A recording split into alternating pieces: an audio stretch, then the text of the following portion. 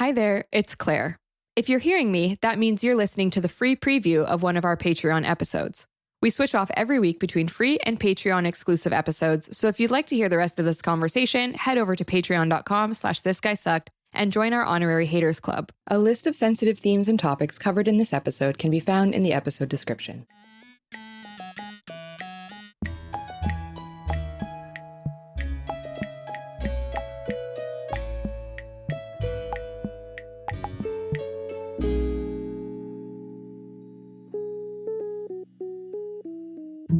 Welcome to This Guy Sucked, the show where we prove that it's never too late to have haters and you can't libel the dead. I'm your host, Dr. Claire Aubin, and I'm a historian, writer, and most importantly, certified hater. On this show, we talk about people from throughout history with legacies that need a little updating. Whether it's because of their politics, their behavior, or their impact on society and culture, these guys actually kind of sucked, and we bring in a new scholar every week to tell us why. With me today is Dr. Jonathan Fine, who is a Germanist, so a scholar of German stuff, with expertise in comparative literature and intellectual history, and probably one of my favorite online academics. My partner, Ben, and I regularly send each other his tweets because they're like exactly our brand of humor. So inviting him on was really just all a big ruse for me to get a chance to talk to him. Welcome to the show. Oh, hi, Claire. I'm really excited to be here today talking with you. Thank you so much. I'm super excited too. Here's where I usually try to say something like timely about what's happening in the present day world while we're recording this. For context, everyone at home, this episode is being recorded Monday, April 7th, 2025, aka the day the stock markets open after President Trump announced import tariffs on basically everywhere in the world except Russia. And stocks are currently plummeting. So on that note, John, what would your job on the post-apocalyptic commune be? Is hater a job? Can certified hater do? I like that. Tweeter. If I can still tweet on the post-apocalyptic commune, I'll be happy. I think the guy who tweets on it is like, what's it? Oh, this is bad for a historian not to know. The guy who like stands in the town square and like yells about the market something. Crier. Or... yeah, you could be the town crier. I've said this before, but I'm the person who sews things. I've decided that I'm happy to be the embroiderer. I'm not learning karate. I'm not doing any of the I'm not hunting and gathering. None of that. I will retreat into sort of trad wifely duties immediately. Immediately. Let's get into what we're actually here for. Who are we talking about today? We are talking about Carl Schmitt.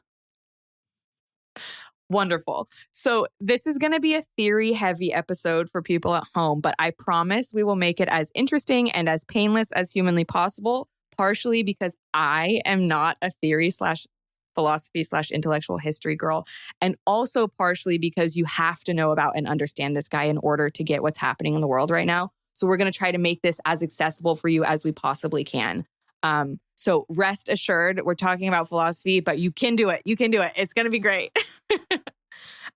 Before we talk about why Schmitt sucked, we have to establish what his original sort of popular historical narrative is. So why is he famous / what contributions to the world would you say he's best known for? Yes. And I'm just going to start by saying that Carl Schmitt was a Nazi. And that is the fundamental fact that you really should take away. He was an unrepentant Nazi from when he joined the party in 1933 to the moment he died in 1985 at the age of 96. Unlike figures like Martin Heidegger, who at least went through the process of denazification, were penalized for a certain amount of time and then got back to their lives, Schmitt never went through any denazification and remained he was interrogated, he was in prison after the war, but he remained a proud Nazi for a very long time. And in addition to being a Nazi, just to state at the very beginning, he was a very militant anti-Semite. For a while, we didn't have access to some of his diaries from before the war and from his time just stewing at home for 40 years. But we now do. And so we know that his anti-Semitism started young. So there are remarks, in his 20s, talking about Jews as insects. And he continued on into the Third Reich, which was really disinhibiting for him. And his anti-Judaism, anti-Semitism continued as he, found himself out of a job and just watching Jews take control, as he felt. So in addition to those fundamental facts of Nazism and anti-Semitism, he's known for a set of ideas that have been incredibly influential, starting when he was alive, but still today among thinkers on both the right and the left. We're going to kind of go back to the very beginning. He made his name in the Weimar Republic. So he was confronted every day with what he felt was great disorder. And he saw it as his task to set that into order, to determine what was wrong and to set the world right. So one of his first major ideas is what's called the state of exception. And that's starts to be developed in a text called The Dictator. It's about dictatorship, one of his earliest pieces. And what he's interested in, particularly if you look at a concrete level, is Article 48 of the Weimar Republic's Constitution. And what that does, or what that did, is gave the president of the Reich the ability to suspend the laws, to create a state of emergency, a state of exception, in response to any disorder that the president felt was being perpetrated. And that was something that, to Schmitt, that was important. He was really, he wanted to reinvigorate dictatorship, it's an ancient political office. He, was fully in support of the Romans having it. At this point, he's still really thinking about it as a time delimited. You have a state of exception, a state of emergency, and that ends, and you go back to a better order than you presumably had before the state of exception. Just to hop in here also, and I'm sure that you are planning on explaining this at some point also, but the state of exception that we're talking about, just for clarity's purposes, it's the idea that you can suspend laws, norms, etc., like is in the Weimar Constitution. You can suspend laws, norms, and rights in order to address some emergent situation, right? Or allegedly address some emergent situation. So for people thinking of this at home, it's the idea is that a case or a circumstance can be so extreme that it's okay to erode these democratic norms and rights that we would typically call civil liberties in order to transfer more decision-making power to a leader. So, for example, when we have a national emergency or like a terrorist attack or things where we're normally meant to have like a right to privacy are basically suspended as a result of rulers exercising their powers as sovereigns in order to like address whatever the alleged emergency is. And that is the state of exception. Is that right? Exactly.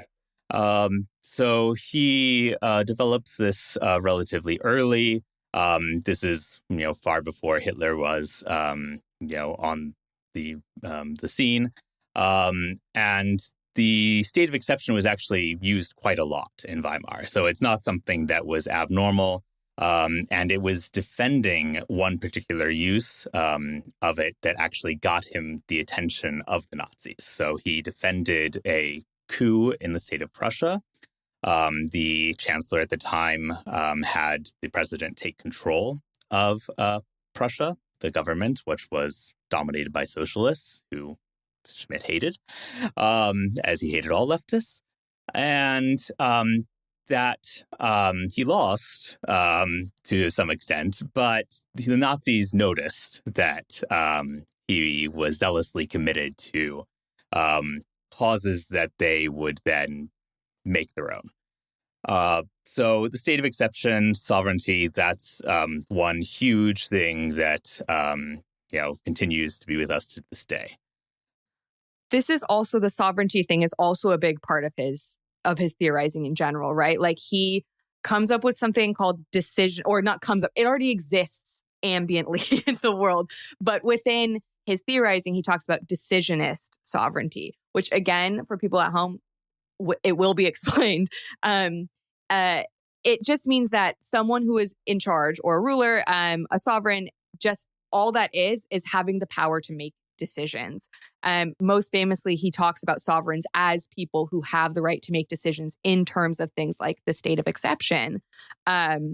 So it's just like to have decisionist sovereignty, or to think about this theory, which he is a huge proponent of, and is the guy behind sort of like making this popular as a sort of solid political theory, is about this a decision-making power. And that's what's really inherent to political leadership, according to Schmitt. If you make decisions, then you are a decisionist sovereign, or you are a sovereign with decisionist powers. Wow, that is a hard thing to say, by the way. Yeah, so Schmitt, the idea of sovereignty, that's something that he develops further in a book called Political Theology, which is also from the 1920s. And he's the not the first originator, but certainly the popularizer of that term. And he declares that the sovereign is the person who decides on the state of exception. So the sovereign gets to make the choice whether that applies or not. And yes, we will probably should talk about decisions later, because the most fundamental decision, the most fundamental political decision for Schmitt, which he expounds upon in Concept of the Political in the 20s, and then you've revised it even during the Third Reich, is the friend-enemy distinction. So he argues that in many different fields, there is a fundamental distinction that needs to be made. So if you're talking about ethics and morality, you have to decide what is good and what is bad. If you're in economics, you decide what is profitable, what is unprofitable. Aesthetics, you decide what's beautiful, what's ugly. And he thinks about politics, because politics, decisions are fundamental for him. And he thinks that politics is deciding who is one's friend and who is one's foe. And that is the fundamental distinction that is at the core of everything. That is, he calls it the political. It's not politics. This distinction becomes quite important later, the politics versus the political. Politics would be the everyday institutions, votes, things that he really didn't care about, or he cared about because he didn't like them. But the political, that's the underlying reality. That is what is covered up by everything, that the superstructure that tries to obscure that. And he's very clear that this is not just someone who I disagree with. It's not, we have different ideas about this or that. The enemy is someone that has to be killed. It has to be physically annihilated. And the violence is at the core of that. And we haven't even gotten into what's wrong with him, really. But yeah, he's saying that politics and the political are defined by conflict, and that politics and the political, in sort of his terminology, are basically just about survival and require this identification of an enemy. That the identification of the enemy is at its core the purpose of the political, which is pretty straightforward when you think about it in that sense. Whether or not people agree with it is worth, what we're going to be talking about.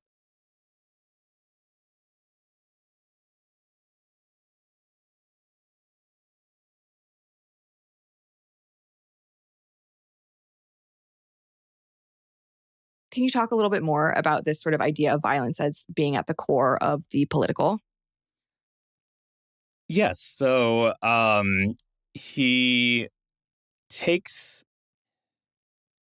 So in terms of violence, what's kind of interesting in Schmitt is that he is always asserting these distinctions, these binary distinctions. And it's either black or white in basically everything that he writes.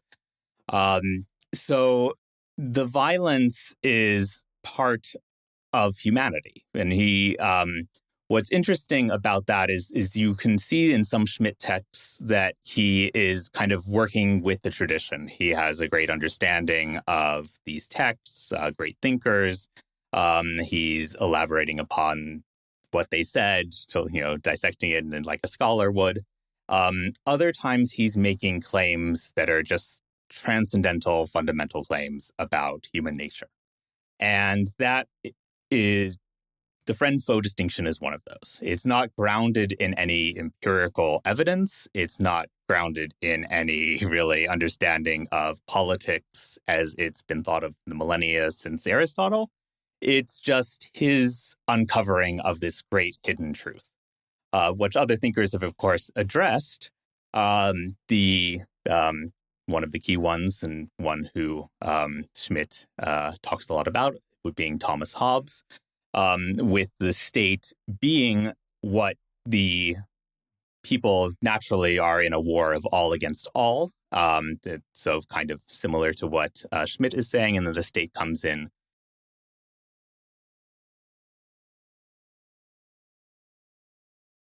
So we delegate to the sovereign the ability to keep us safe.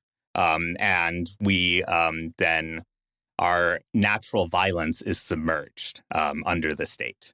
And the state has the monopoly on that violence, that use of force.